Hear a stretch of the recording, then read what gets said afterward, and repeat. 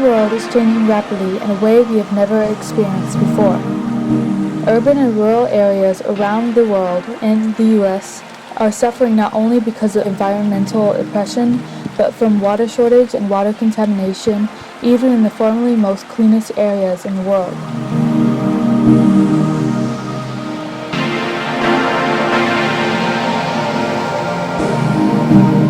Indian tribes in the U.S., along with traumatic experiences and dispossession and displacement, are now facing the uncertainty of environmental degradation. We came to Ashland with a group of fellow American Indian high school students from Madison, Bad River, Red Cliff, Wisconsin, alongside with Cheyenne Nation's Youth Council from Chicago, Illinois. We worked with members of many schools and environmental organizations from the region. We learned that the pristine waters inside forests and lakes have to be tested constantly due to many threats that would affect the lives of all peoples in the area, especially the Bad River Band of Anishinaabe that flourished on the shores of the Bad River Wild Dry Sloughs that sustained their way of life for many generations.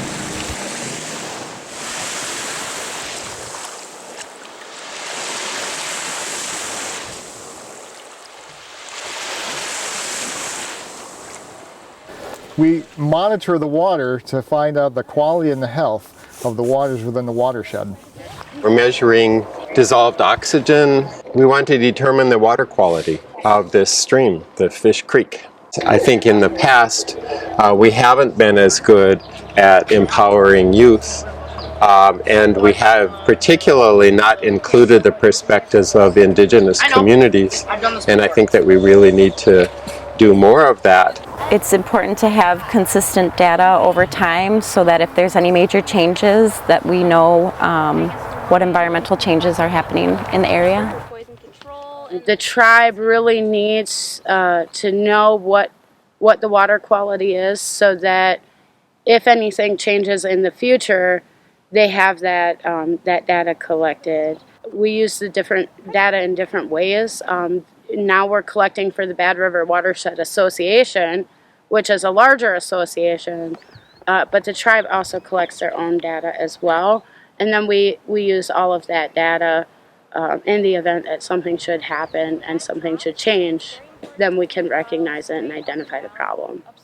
We're seeing the overall chemical makeup of the stream at this moment. When we test for macroinvertebrates, we're looking at, kind of like a longer scale health of the stream. It'll tell us about the temperature and the chemical makeup, and then also what can live there. So when we see different macroinvertebrates, that can tell us, what type of fish might live there, because the fish would eat the macroinvertebrates. It's very important to follow a standard procedure.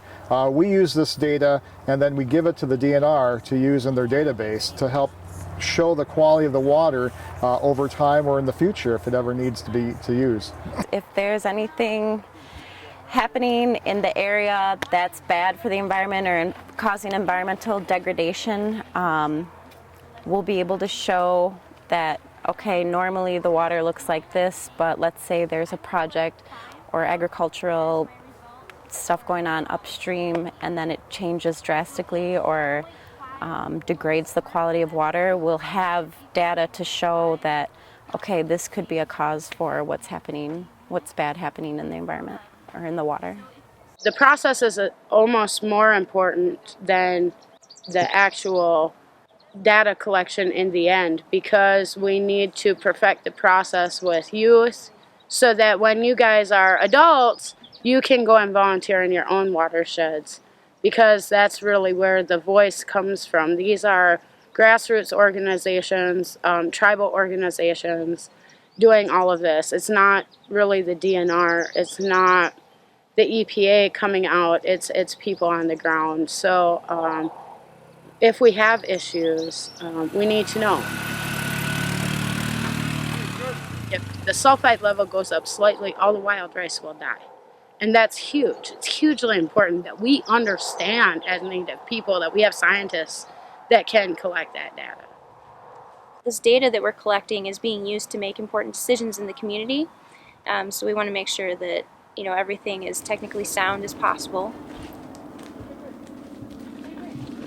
I think it's important to engage the youth within their environment so they know where they live, how they live, and how quality and how healthy the environment is where they live in.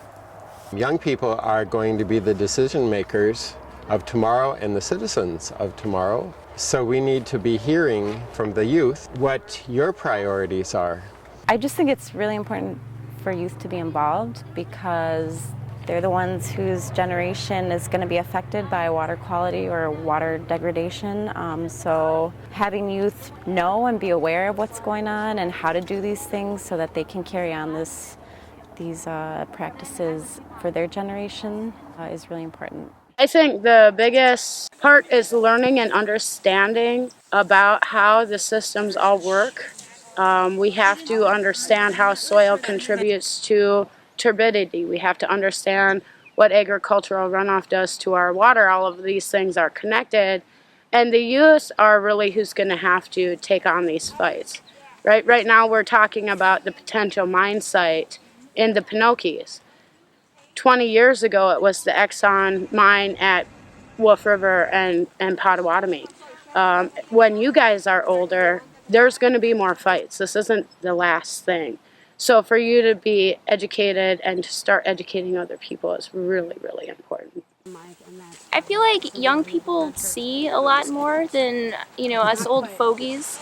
We kind of have, I guess a fresh perspective. You're seeing more than just like a generic view of things, and you might have more creative ideas on how to problem solve. And then also, you spend a lot of time outdoors when you're young. And so you might have, more familiarity with, what's going on in the natural world around you. So you can be a good spokesperson for it. The evidence about climate change and its impact is so compelling that we also need to ask, what can we do to create positive changes in our environment and counterbalance contamination and destruction of the habitat? We will affect the seventh generation by showing the children now about their environment, by teaching them what the status is now, so into the future they know what the quality was and where it should be in the future. What we're hoping is that by creating the next generation of water stewards, of Indigenous water stewards, that you will go on to become the teachers and scientists for the tribal communities and for the larger community, and you'll continue to teach your children and your grandchildren about the importance of caring for our natural resources and our Mother Earth. That's what the connection between the elders, the adults, and the youth in this generation, just passing on knowledge of our languages and our relationships to the earth and to the water. If we know and keep passing those traditions and practices down the line, then we're hopefully looking at a healthy 7 generations. That's exactly how we do it, is through teaching youth to do these trainings and giving youth a voice. I do a lot of tour groups out here with the tribe and with the same youth groups and the high schools and colleges. They have us go to other places, like we go to Washburn, Ashland, Bayfield, and sometimes we stay in Red Cliff. So far we'd go to campgrounds and mow the lawns, and went to Ashland, went to Squamigan Bay Motel or something, and then had to pull out weeds all week.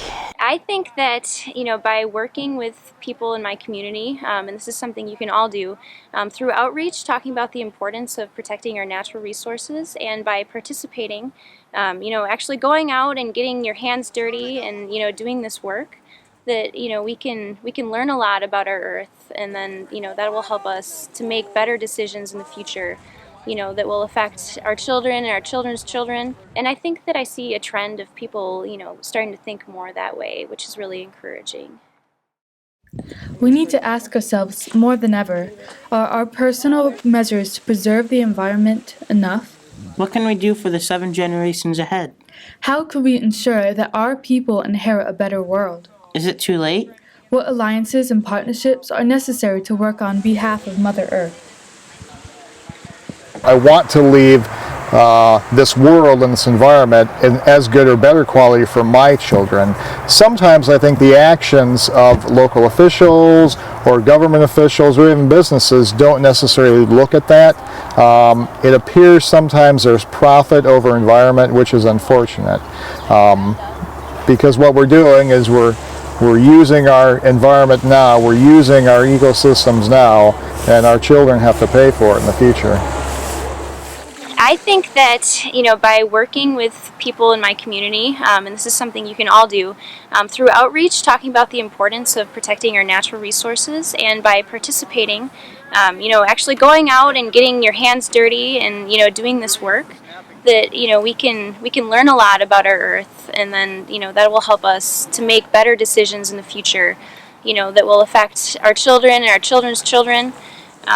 And I think that I see a trend of people, starting to think more that way, which is really encouraging. So that you would see more Native teachers and scientists and people working for the tribal communities, tribal natural resources, Indigenous people themselves.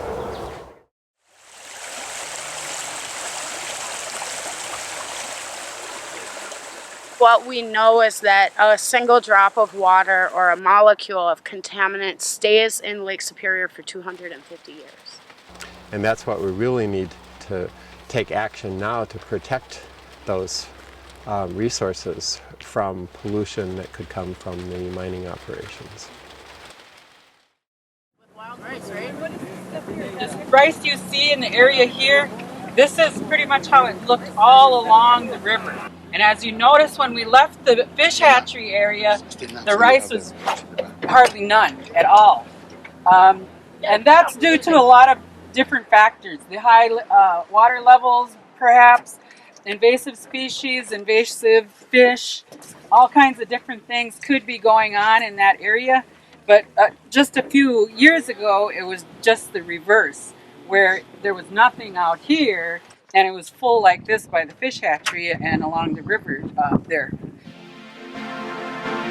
Many are the challenges of our time. We need to learn how to actively participate on positive changes that can impact in much better terms for our environment. We need to bring more students and create long-term alliances to educate the people and even the corporations and government to respect the earth and align with us for the rebirth of our environment, and with it the hope for the future of our peoples for the 7 generations that are waiting for us to make this happen.